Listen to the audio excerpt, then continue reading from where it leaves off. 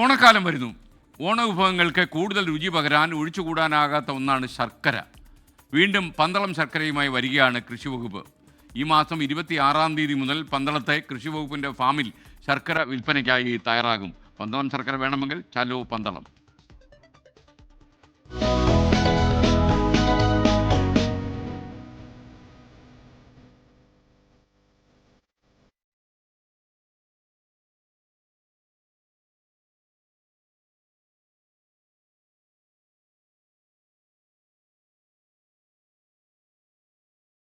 തെക്കൻ കേരളത്തിൽ പേരുകേട്ട ശർക്കരയാണ് പന്തളത്തേത്.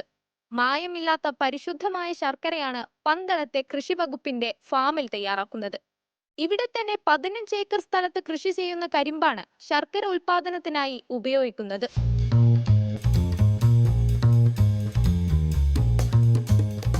ഈ വർഷം 8 ടണ്ണോളം ശർക്കര ഉൽപാദനമാണ് ലക്ഷ്യമിടുന്നത്.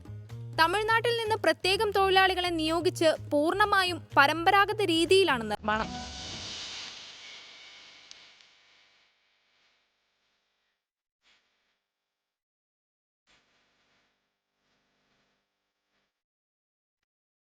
കൈകൊണ്ട് തൊടാതെ പൂർണ്ണമായും യന്ത്രസാമഗ്രികളുടെ സഹായത്തോടെയാണ് ശർക്കര ഉൽപ്പാദിപ്പിച്ച് പാക്ക് ചെയ്യുന്നത്.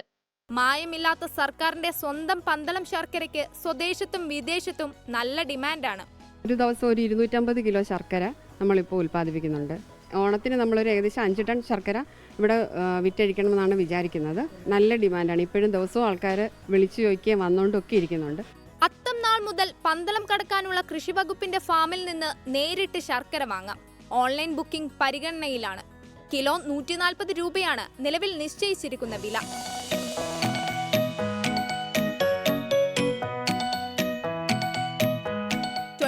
പത്തനംതിട്ട.